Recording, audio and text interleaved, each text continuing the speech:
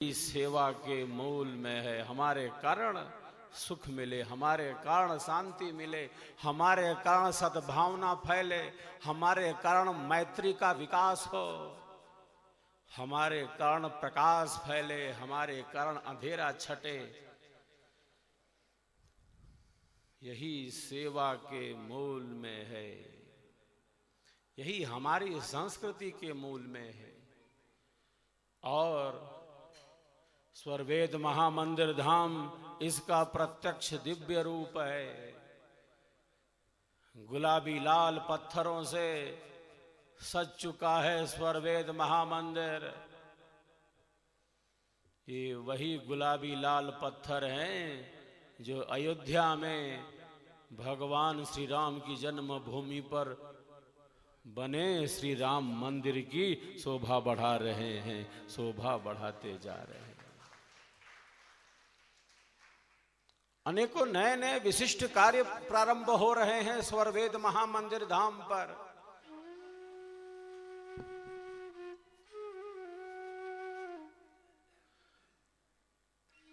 स्वर्वेद के समस्त दोहे उत्कीर्ण किए जा चुके हैं। मैं आपको बतलाऊं, वेदों के मंत्र स्वर्वेद महामंदिर की दीवारों की शोभा बढ़ाने वाले हैं। यह कार्य अभी प्रारंभ हुआ है। उपनिषदों के 200 से भी अधिक प्रसंग स्वर्वेद महामंदिर की दीवारों की शोभा बढ़ाने जा रहे हैं। अनेकों प्रसंग लगाए जा चुके हैं। उप मतलब समीप, निषद मतलब बैठ जाना, गुरु के निकट बैठना, गुरु के समीप बैठना। उपनिषद का यही अर्थ है। सत्संग करना, जिज्ञासाओं का समाधान कर लेना। ऐसे ही हमारे देश की उपनिषदें बनी हैं।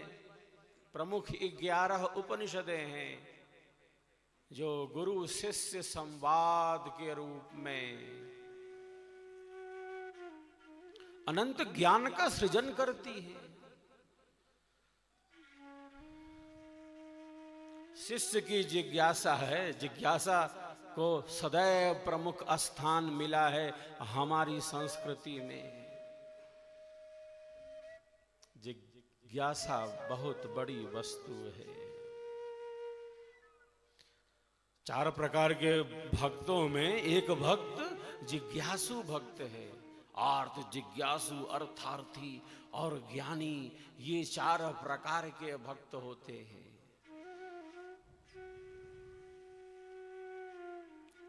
जिज्ञासा बड़ी वस्तु है।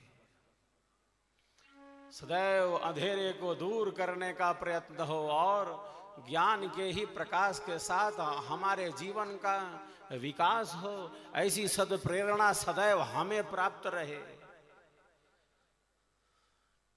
तो ये उपनिषदें केवल मनुष्य के मन की जिज्ञासा है।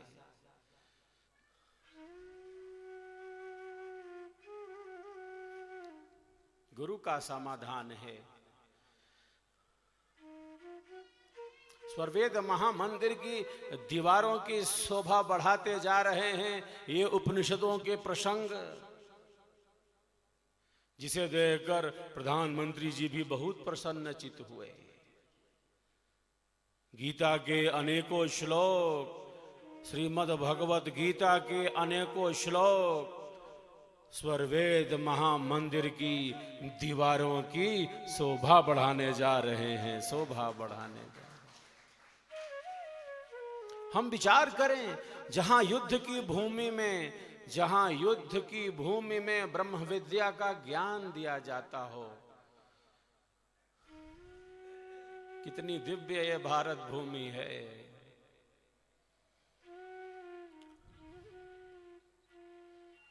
जब दो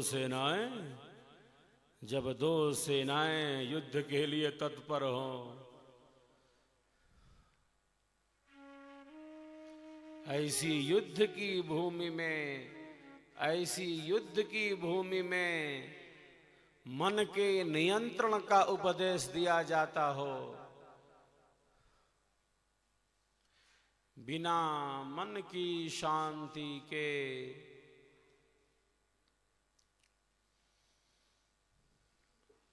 बिना मन की शांति के हम जीवन का कोई युद्ध जीत नहीं सकते। जितना हमारा मन शांत होगा, सहज होगा, यूं कहें जितना हमारा मन आत्मा के अनुकूल होगा, उतना ही हमारे जीवन का भौतिक एवं आध्यात्मिक विकास होगा। मन का खेल है इतना। युद्ध की भूमि में अर्जुन की हताशा, अर्जुन की निराशा, उसके कुंठा, उसके अवसाद को दूर करने के लिए अर्जुन हताश है, निराश है, किंग कर्तव्य विमूढ़ है। रथ के पीछे छुप कर जा बैठा है अर्जुन कायरों की भांति। वीर धनुर्धर की मन की ये स्थिति हो गई है।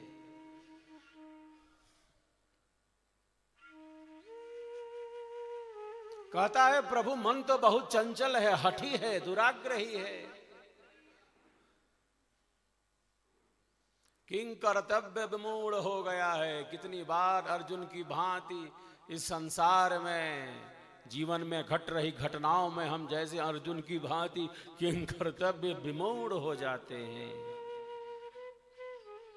जब निर्णय शक्ति मंद पड़ जाती है। अर्जुन कह रहा है प्रभु मन चंचल है, मैं हताश हूं, मैं निराश हूं।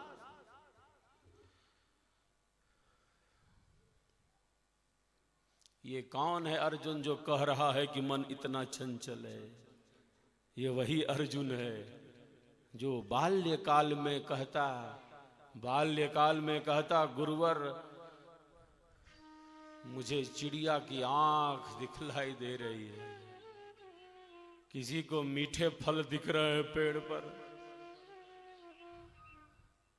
गुरु पूछते हैं क्या दिख रहा है? मीठे फल दिख रहे हैं, फूल दिख रहे हैं, पत्ते दिख रहे हैं, डालियां दिख रही हैं, मीठे फल दिख रहे हैं। अर्जुन बोल रहा है गुरुवर मुझे लक्ष्य दिख रहा है, मुझे चिड़िया की आंख दिख रही है।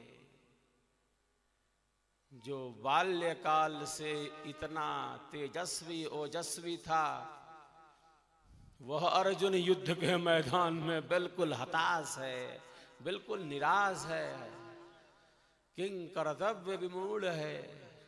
कोई दूसरा तो कह नहीं रहा है कि मन चंचल है, और उसके कहने से भी क्या, यहां वीर धनुर्धर महाबली योद्धा अर्जुन बोल रहा है कि मन चंचल है प्रभु।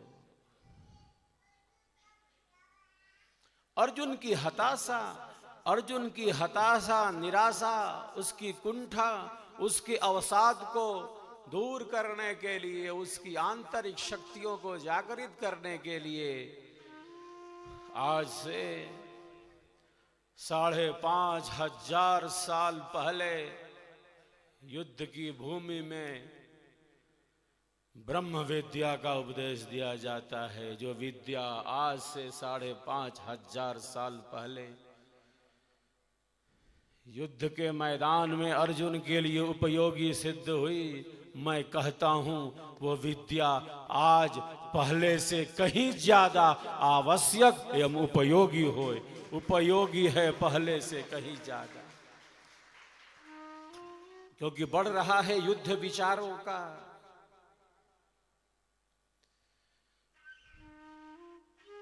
विचारों में अस्थिरता बढ़ रही है, मन में भटकाव बढ़ रहा है, विचारों में उहापोह हो गया है। इस उहापोह को नियंत्रित करने के लिए आंतरिक शक्तियों के जागरण के लिए, स्वयं में स्थिति के लिए, अंतः ऊर्जा के जागरण के लिए अध्यात्म मात्र आवश्यक नहीं, बल्कि अनिवार्य है। सेवा जिसके मूल में है, सत्संग का बल है और साधना का आधार है। सेवा, सत्संग और साधना ही तो अध्यात्म के मूल में है। हम सबका संकल्प महान, विहंगम योगी करे पुकार, विहंगम योगी करे पुकार। संकल्प दिव्य निभाएंगे। बेंगलोर के प्यारे साधक साधिकाओं, भाई और बहनों, एक बार सब एक दूसरे के उत्साहवर्धन में तालियों की गड़गड़ाहट करें।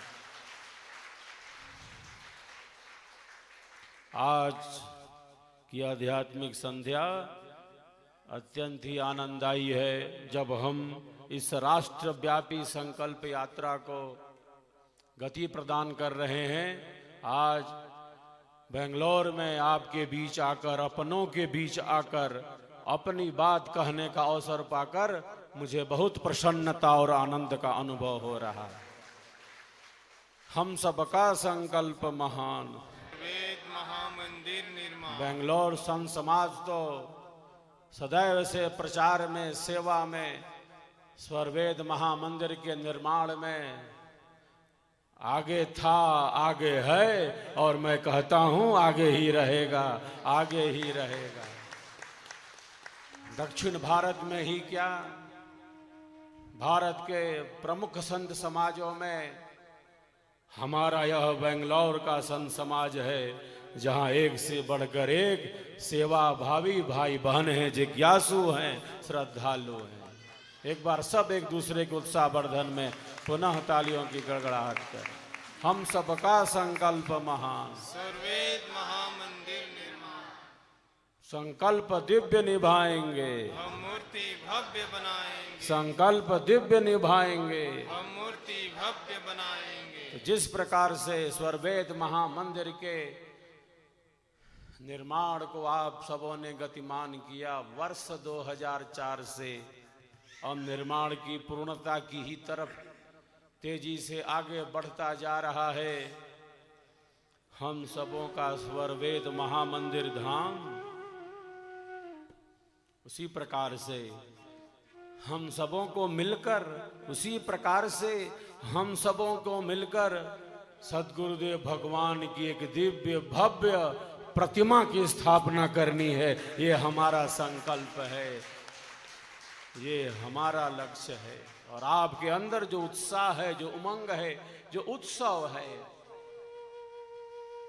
वह बिल्कुल स्पष्ट करता जा रहा है कि हम कितने सचेष्ट हैं अपने कर्तव्य एवं दायित्व के बोध से। हम सबका संकल्प महान, सर्वेद महामंदिर निर्माण। संकल्प दिव्य निभाएंगे। हम मूर्ति भव्य बनाएंगे। संकल्प दिव्य निभाएंगे। हम मूर्ति भव्य बनाएंगे। अब चलते हैं स्वरवेद की गहराइयों में। घड़ी की सुई आगे बढ़ती जा रही है। संकल्प का पावन सत्र भी है। स्वरवेद अनंत ज्ञान का ही समुद्र है, सद्गुरुदेव का अनुभव है, अनुभवों की ही अभिव्यक्ति है स्वरवेद। तो जिस प्रकार हरा पेड़ जानता है कि सावन की रिमझिम फुहारें क्या होती हैं, जो साधक हैं, जो विहंगम योगी हैं, जो जिज्ञासु हैं, उन्हें भली भांति पता है, वो अच्छी तरह जानते हैं कि ये सद्गुरु का महाप्रसाद स्वरवेद क्या है, ये ब्रह्म विद्या की धारा क्या है। वे गुनगुनाते हैं, वे गाते हैं इन वाणियों को, और केवल गान करना चाहिए इसलिए गाते हों ऐसा नहीं। भीतर से जुड़े हैं अनेकानेक साधक साधिकाएं, स्वरवेद के प्रकाश से स्वतः प्रकाशित हैं। केवल गाना है तो चलो गा देते हैं, गान कर देते हैं। केवल गायन करना है नहीं, वे भीतर से जुड़े हैं। स्वरवेद ने उनके अंतर का स्पर्श किया है, उन्हें छुआ है, उन्हें जागृत किया है, उन्हें झकझोरा है, उनकी चेतना का आध्यात्मिक विकास किया है। सदगुरु के इन स्वरों ने, ब्रह्म विद्या की इन सहज ज्ञान ने उनकी भीतरी शक्ति को जागृत किया है।